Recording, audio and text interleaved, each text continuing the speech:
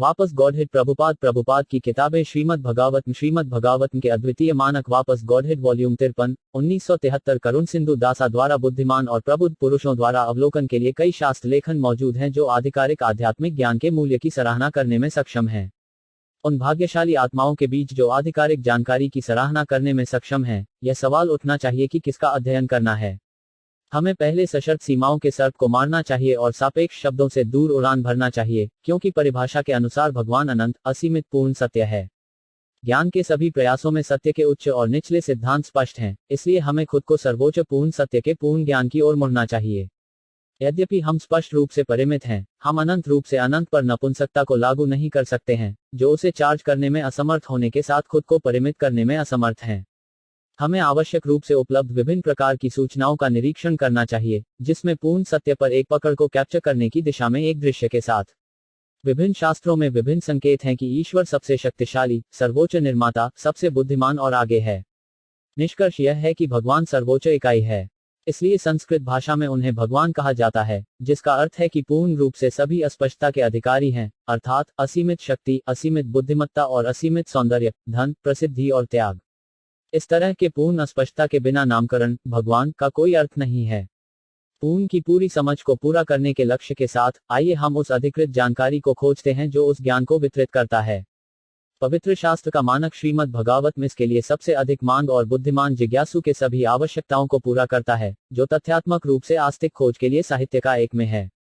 यह साहित्य आत्म साक्षात्कार में मार्गदर्शन की आवश्यकता के जवाब में दिया गया था। आत्म प्राप्ति के लिए प्रयास एक पूर्ण ऑन्कोलॉजी की आवश्यकता है जो कि पवित्र शास्त्र स्रोतों से ठीक से प्राप्त होता है। एक पूछताछ जो भगवतम के बोलने को पूर्वनिर्मित करती है, वह है सभी शास्त्रों के सार और उसमें ज्ञात विभिन्न कर्तव्यों के सारांश विस्तार के लिए। न केवल श्रीमद् भगवतम सभी शास्त्रों का सार है, बल्कि यह परमहंस द्वारा बोला जाता है, जो सबसे सही स्वानलाइक ट्रांसेंडेंटल सूचियां हैं जो पूर्ण ज्ञान में हैं। भागवतम की उत्कृष्ट विशेषताओं को पालौकिक अध्ययन के लिए इस बेजोड़ मानक के दूसरे कविता में प्रकट किया गया है। यह कहा गया है, धर्म प्रोजजिता कैथवोट्रे, सभी तथाकथित धार्मिकता को फ्रुटिटिव इरादों द्वारा कवर किया गया है, इसे पूरी तरह से अस्वीकार कर दिया गया है। गीता 1.12 फुंसी के इरादे मोक्ष, मुक्ति, काम, भावना, संतुष्टि, अर्थ, आर्थिक विकास और धर्म सांसारिक धार्मिक या कर्तव्य का आकार लेते हैं और वे सच्चे धर्म पर प्रयास को निराश करते हैं। उन सभी के लिए मकसद आत्मा आक्रामक है। सांसारिक धार्मिकता के अर्थ में धर्म उन लोगों द्वारा स्वीकार किया जाता है जो एक बुद्धिमान व्यक्ति के लिए आर्था या आर्थिक विकास के बाद आकांक्षा करते हैं, यह मानते हुए कि वह अपने स्वयं के समर्थन का स्वतंत्र स्रोत नहीं है, अपनी इच्छाओं को पूरा करने के लिए एक उच्च स्रोत की पूजा की आवश्यकता को महसूस करता है। आर्थिक विकास बदले में काम, सेंस संतुष्टि के लिए पीछा किया जाता है, जो सभी भौतिक रूप से संक्रमित प्राणियों के लिए अंतिम लक्ष्य के रूप में स्थित है। भावना संतुष्टि खाने, बचाव, नींद और सेक्स जीवन और अधिक सूक्ष्मता से मानसिक अटकलों की जानवरों की प्रवृत्ति में एक हिंडल है। सांसारिक दुनिया के इन मामलों में से कोई भी वास्तव में पूर्ण परमानंद के अमृत को बचाता है जो आत्मा अपनी प्रकृति से मांग करती है। इस प्रकार समय के साथ साथ जीवित रहना धार्मिकता, अधिग्रहण और भावना संतुष्टि से निराश हो जाता है और वह मोक्ष, उनसे मुक्ति की इच्छा रखता है। मोक्षा, मुक्ति को भी सांसारिक मंच पर फिर से स्थापित किया जाना चाहिए क्योंकि यह भौतिक अस्तित्व के तरीकों के लिए केवल एक प्रतिक्रिया, हालांकि अर्ध आध्यात्मिक है। एक साथ लिया गया धार्मिकता, आर्थिक विकास, भावना संतुष्टि और मुक्ति सांसारिक लक्ष्यों को संक्षेप में प्रस्तुत करती है। हालांकि इन्हें भागवत धर्म या आत्मा के आवश्यक कार्य को कवर करने वाले प्रदूषण के रूप में छोड़ दिया जाना चाहिए। द्वारा और बड़े, इस दुनिया के प्राणी विशेष रूप से इन फलित इरादों के साथ जुड़े हुए हैं और इसलिए उच्चतम सत्य को समझने की योग्यता के बिना हैं। इसलिए भागवत में इन उद्देश्यों को टोटो में अयोग्य मानते हैं। केवल सांसारिक लोकाचार को त्यागने से परे, भागवत हमें उच्चतम लक्ष्य तक निर्देशित करता है। परमो निर्मत्सरणम सतम वेदाम वास्तवम अत्र, सर्वोच्च सत्य, जो उन लोगों द्वारा समझ में आता है जो दिल में पूरी तरह से शुद्ध हैं, यहाँ शामिल हैं। गीता 1:1-2 एक ही लेखक वेदव्यास द्वारा दिए गए वेदांत सूत्र विशाल वैदिक ग्रंथों को पूर्ण सत्य की प्रकृति के बारे में संक्षिप्त बयानों में डालते हैं।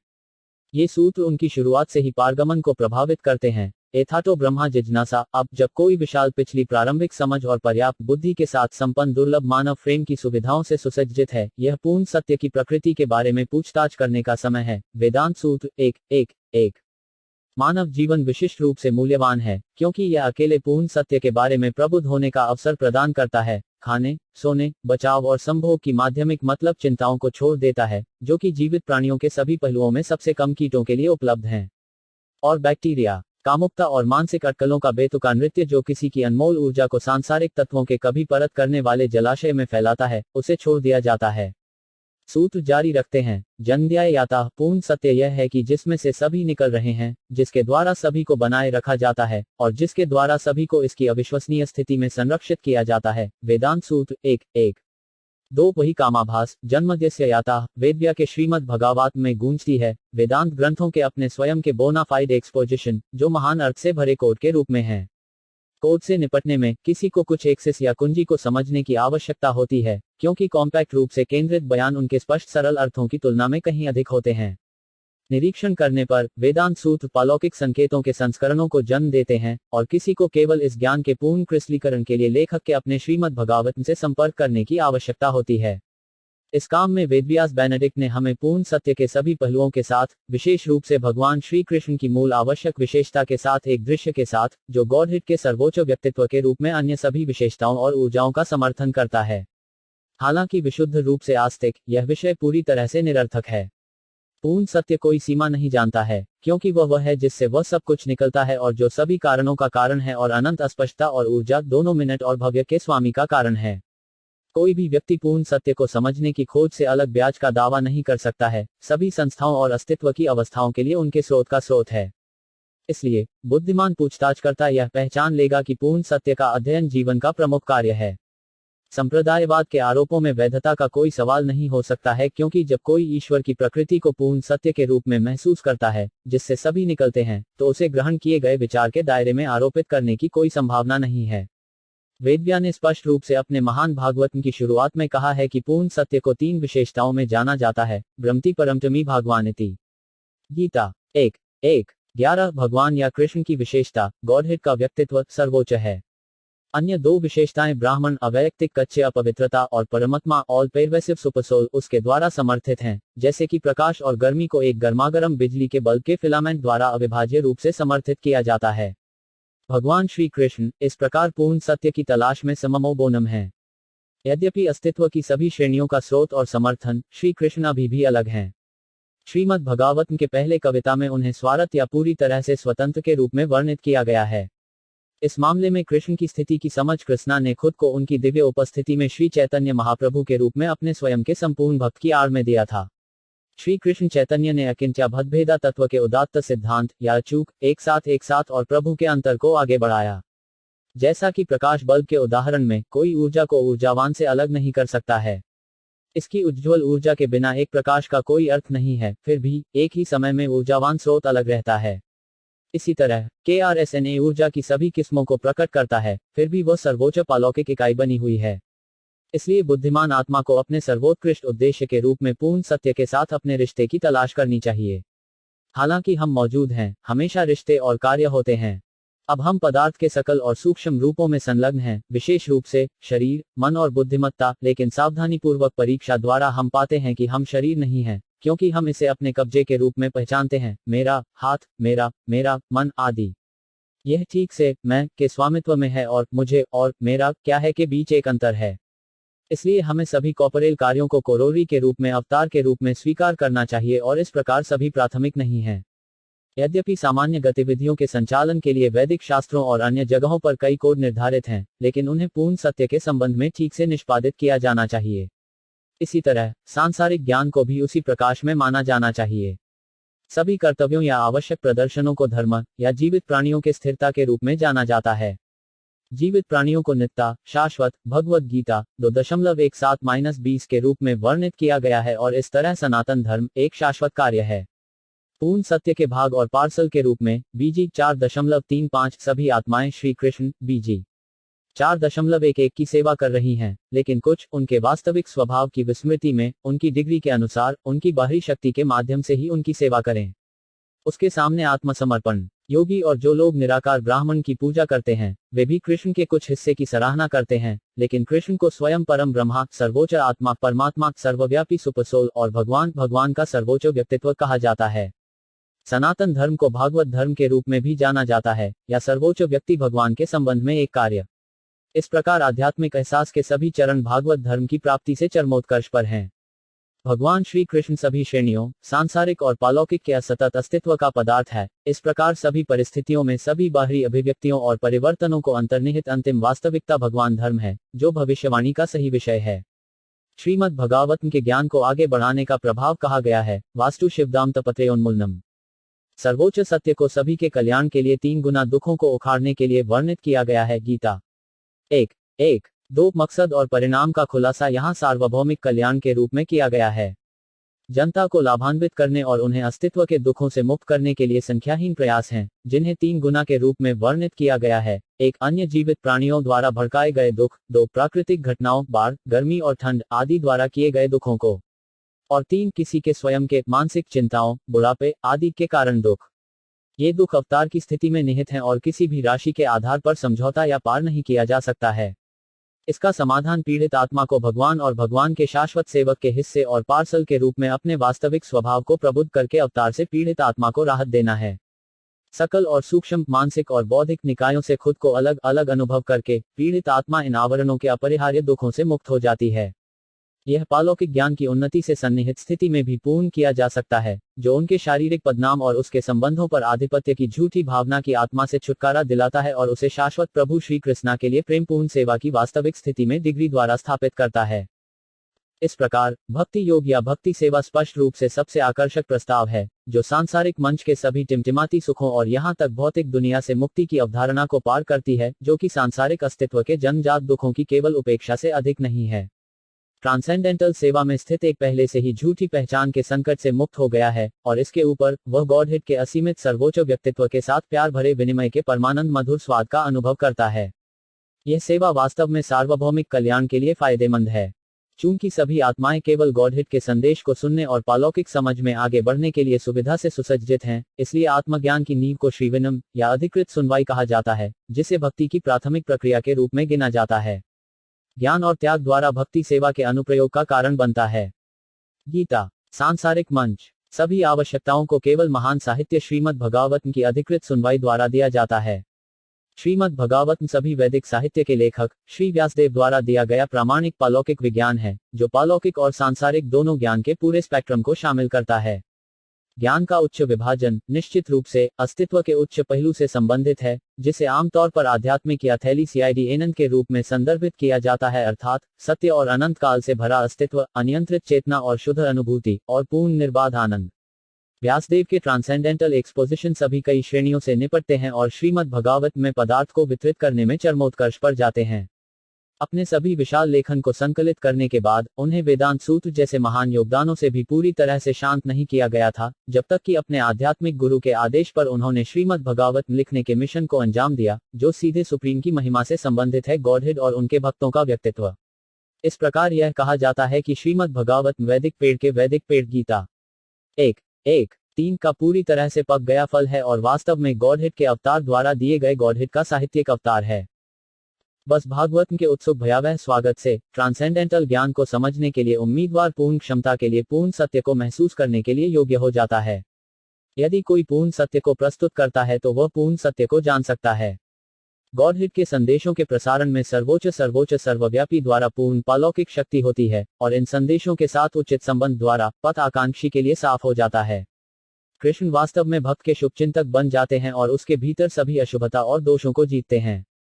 चुनौती का मनोदशा किसी भी प्रवेश द्वार से सत्य में किसी भी प्रवेश द्वार से तलाक लेती है, क्योंकि सत्य चुनौती या संदेह से अलग है।